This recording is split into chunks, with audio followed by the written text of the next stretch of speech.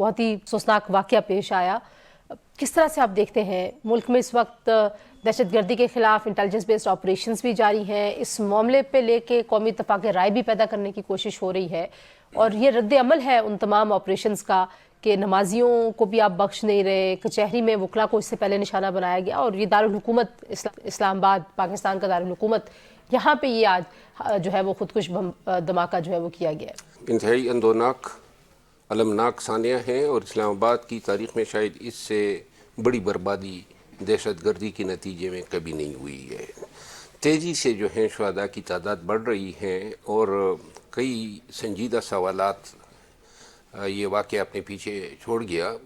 اسلام آباد کے شہری کے ہونے کے ناطے آپ کو بھی علم ہے, ہر روڈ پہ ناکے ہوتے ہیں, لمبی قطاریں ہوتی ہے. اس کے باوجود امام بارگاہ کی جمعے کی نماز پہ پولیس کا موجود نہ ہونا یہ ایس او پی کی خلاف ورزی ہیں. کم از کم 5 پولیس آفیسر یا آفیشلز کو جو ہے مورچہ بند ہو کے اس کی حفاظت کرنی تھی, وہ کدھر تھے. دوسری بات یہ ہے کہ اتنے سیف سٹی کیمرے ہیں, اتنے آپ کلیم کرتے ہیں. اسلام آباد ویسی انٹیلیجنس ایجنسیوں کی اماج گاہ ہیں, سب سے جو ہے ایڈوانس اور ویل اکوپڈ پولیس جو ہے وہ اسلام آباد کی ہے, اور اس کے باوجود جو ہے اتنا بڑا اندوناک واقعہ کا ہونا, اور ذمہ داری کسی کوئی کلیم ہی نہیں کر رہا ہے. یہ نہ اہلی, یہ غفلت, یہ ناقص کارکردگی کسی کی ہے, کس کی ہے. ایک اور بات وہ یہ ہے کہ ہم بہت سارے جو ہے ہتھیار اور دہشت گردی کی جنگ میں بہت ساری چیزیں جو ہیں خرید رہے ہیں, وسائل کا استعمال کر رہے ہیں. اب جدید سائنس اور ٹیکنالوجی نے تو بڑا آسان کر دیا ہے. آپ اسلام آباد کے ٹول پلازے پہ اسکینر لگا دیں. یہ اسکینرز ہیں جس سے اگر آپ اوپر لگاتے ہیں یا زمین پہ لگاتے ہیں, دونوں صورتوں میں کوئی بھی گاڑی گزرے گی, اور اگر اس میں کوئی ایکسپلوسیوز ہے, بارودی کوئی بھی مواد تو وہ آپ کو سگنل دے گا. آگے کوئی چیک پوائنٹ رکھیں, جو گاڑی یہ آئیڈینٹیفائی کرے گا جناب اس کو انٹرسیپٹ کریں, اور آپ اسلام آباد کا آثار بنا دیں.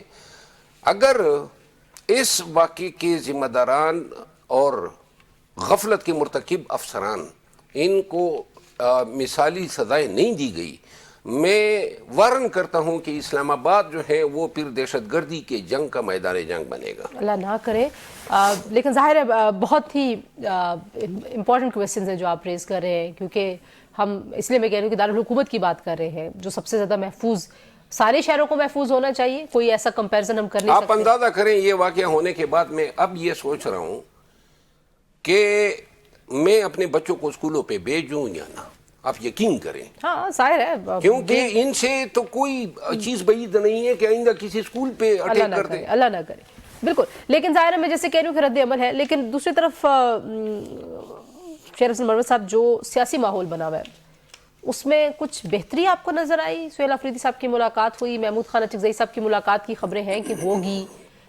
سہیل افریدی صاحب کی ملاقات وزیر اعظم صاحب کے ساتھ, پھر بعد میں ایپیکس کمیٹی کا جو اعلامیہ جاری ہوا, یہ خوشائن پیش رفت ہے کہ کے پی کی حکومت اور مرکز کے درمیان اختلافات جو ہیں سکڑ رہے ہیں, اور خصوصاً دہشت گردی کے معاملے پہ کسی بھی سیاسی پارٹی کا صرف پاکستان کے لیے سوچ ہونی چاہیے. پاکستان کے عوام کو تحفظ دینا یہ سب سے اہم اور سگنیفیکنٹ نوعیت کی ذمہ داری ہے.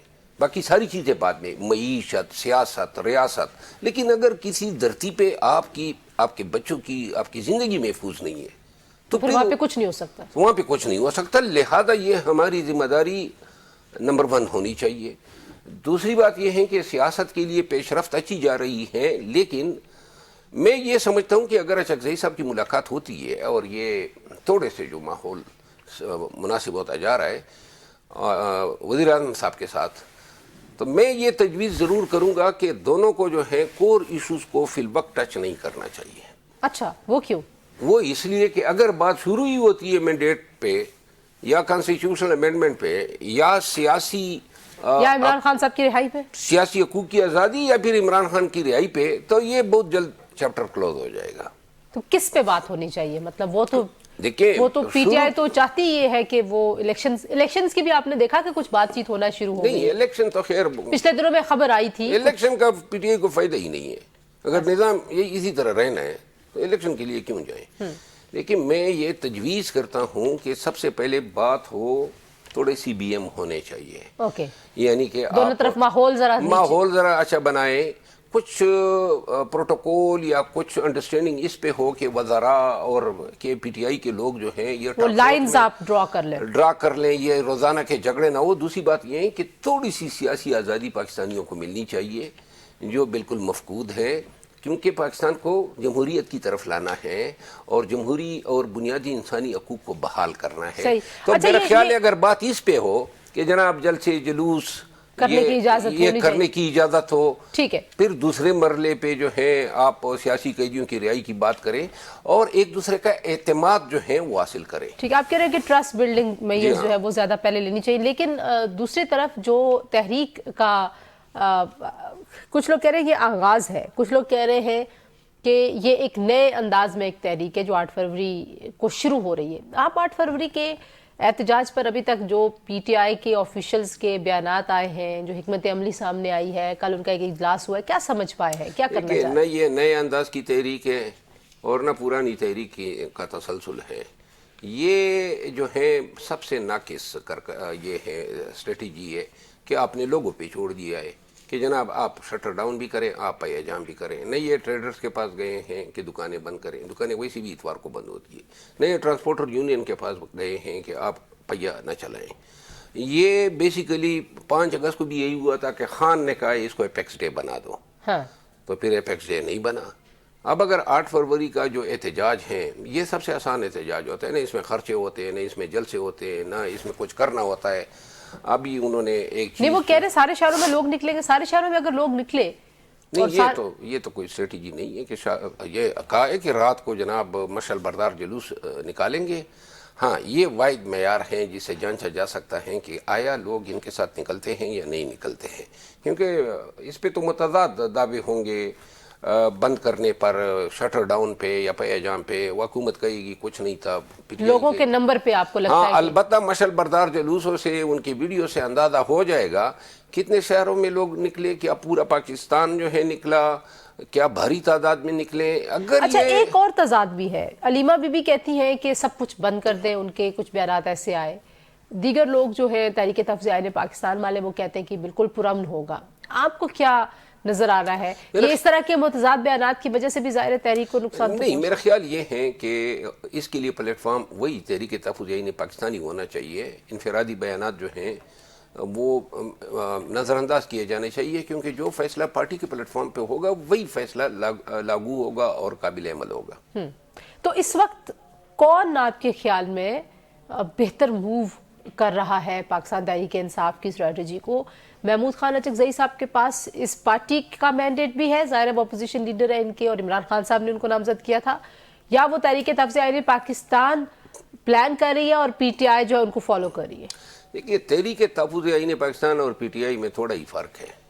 ادھر جو ہے محمود خان اچکزئی صاحب اپنے اکلوتے سیٹ سمیت پی ٹی آئی کے پلیٹ فارم میں ہیں, اور پی ٹی آئی علیحدہ جو ہے وہ ہاں, لیکن آپ دیکھیں نہیں, بیانات میں بڑا فرق ہے نا. پہلے انہوں نے کہہ دیا پی ٹی آئی میں ڈسپلن نہیں ہے, جس کی وجہ سے عمران خان صاحب کی رہائی میں سب سے بڑی رکاوٹ یہ ہے کہ ہر 10 لوگوں کا اپنا ایک لیڈر ہے. انہوں نے یہ کہا. ابھی انہوں نے کہا جب صحت کا معاملہ آیا, انہوں نے کہا کہ پی ٹی آئی اس پہ زیادہ پروپیگنڈا کر رہی ہے, اتنی خراب صحت نہیں ہے. تو ظاہر ہے وہ نظر تو آتا نا کہ وہ پی ٹی آئی کا جو آپ کہہ لیں جو سوشل میڈیا کے آپ کے ایکٹیوسٹ ہیں. دیکھیں اچکزئی صاحب پی ٹی آئی کے پابند تو نہیں ہے, ہاں وہ تو اپنی رائے دیں گے, اور باقی وہ درست کہہ رہے تھے.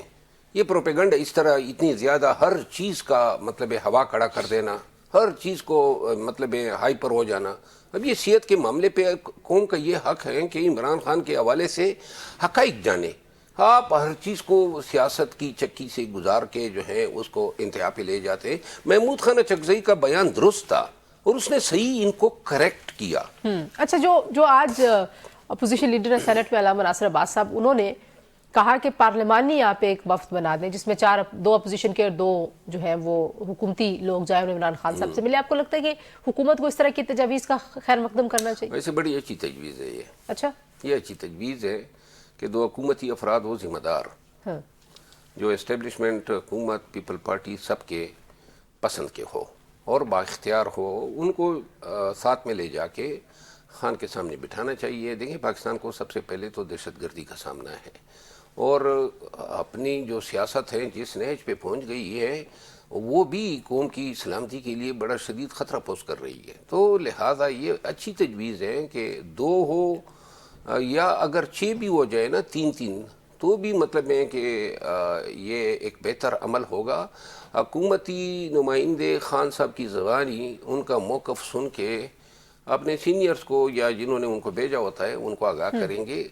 کچھ معاملات پہ اب ذرا تھوڑا درگزر کرنا ہوگا, تھوڑا ایک دوسرے پہ شفقت کرنی ہوگی, تھوڑا ایک دوسرے کو ٹھیک ہے. آپ کو لگتا ہے کہ اچھی تجویز ہے؟